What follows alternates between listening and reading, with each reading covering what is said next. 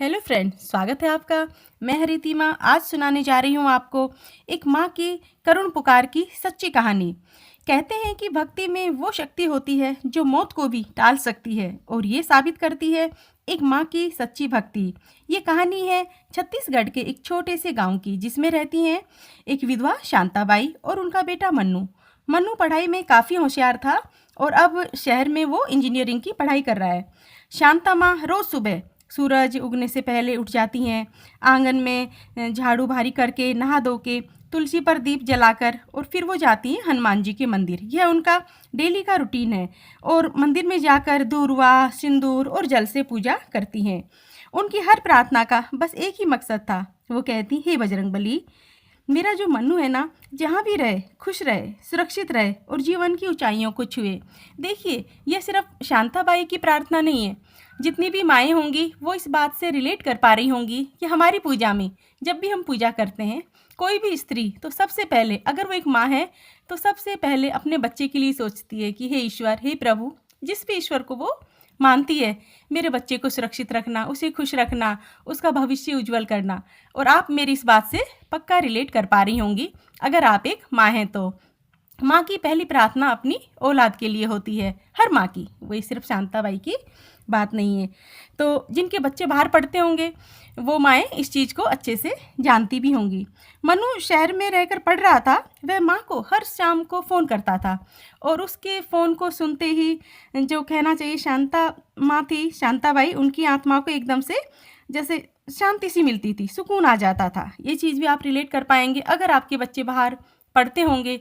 तो जब आप उनकी बातें सुन लेते हो शाम को एक बार, या जब भी दिन में कोई टाइम एक फिक्स होता है, तो मन में सुकून होता है कि हाँ, मेरा बच्चा ठीक है। तो यही रूटीन था शांताबाई का। मनु से रोज़ शाम को बात करती थी और उसकी आवाज़ सुन के उनको एक चैन की सांस लेती थी कि हाँ भाई, मेरा बेटा ठीक है। लेकिन एक दिन फ़ोन आया वहाँ से जहाँ पर वो बच्चा पढ़ता था। तो फ़ोन की कॉल सुनते ही जैसे एकदम कहना चाहिए उनकी तो दुनिया ही हिल गई।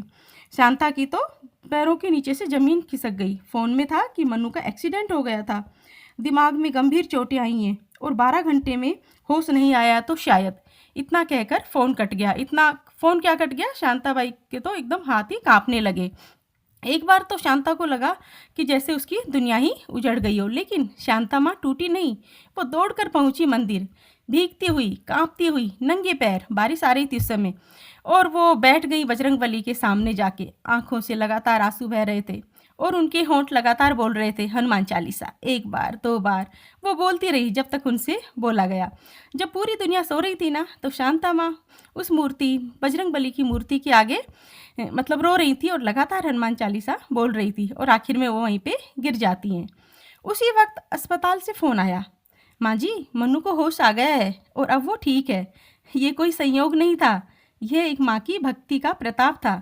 एक ऐसी भक्ति जो मौत को भी कहना चाहिए झुका दे। डॉक्टर तो खुद चकित हो गए थे। वे इसे एक चमत्कार समझ रहे थे। उन्होंने तो उम्मीद ही खो दी थी कि भाई मन्नू बच भी पाएगा। मन्नू अब धीरे धीरे ठीक होने लगा। जब वो ठीक हुआ, अपनी माँ से मिला, तो उसकी आंखों में आंसू थे और वह कह रहा था, माँ, आपको पता है डॉक्टर्स क्या बात कर रहे थे? वो कह रहे थे कि इसको अब शायद वापस नहीं लौटेगा ये, लेकिन किसी शक्ति ने मुझे वापस खींच लिया। डॉक्टर्स बात कर रहे थे कि ये तो चमत्कार हुआ है। क्या ऐसा होता है माँ? अब आप तो समझ ही गए होंगे। उस बच्चे की जो पूछने की थी, तो वो भी सही पूछ रहा था अपनी जगह, लेकिन ये क्या था? ये था भक्ति की शक्ति। भक्ति सिर्फ पूजा नहीं होती है, यह तो वह विश्वास होता है जो माँ के कहना चाहिए आँखों के जो आंसू होते हैं ना, आंसू बनकर बहता है उनकी आंखों से और भगवान के चरणों तक पहुँच जाता है। क्योंकि जब माँ पुकारती है ना, तो सारा ब्रह्मांड सुनता है। जब ईश्वर पर आपको होता है अटूट विश्वास, तो असंभव भी संभव हो जाता है। और ऐसे चमत्कार खूब होते हैं, आपने भी सुने होंगे, पढ़े होंगे और कहीं ना कहीं अपने आसपास देखे भी होंगे। तो प्लीज़ ईश्वर पर विश्वास रखिएगा। ईश्वर हमेशा अच्छा ही करते हैं अच्छे लोगों के साथ में। तो आई होप कि आपको ये छोटी सी शांताबाई की सच्ची कहानी पसंद आई। अगर आपको ये छोटी सी कहानी पसंद आई हो तो प्लीज़ चैनल को लाइक एंड सब्सक्राइब करें। ऐसी ही कुछ सच्ची और अच्छी कहानियाँ लेकर मैं आती रहूँगी। मुझे इतने प्यार से सुनने के लिए आपको बहुत बहुत धन्यवाद। फिर मिलते हैं किसी नई वीडियो में। Till then, bye.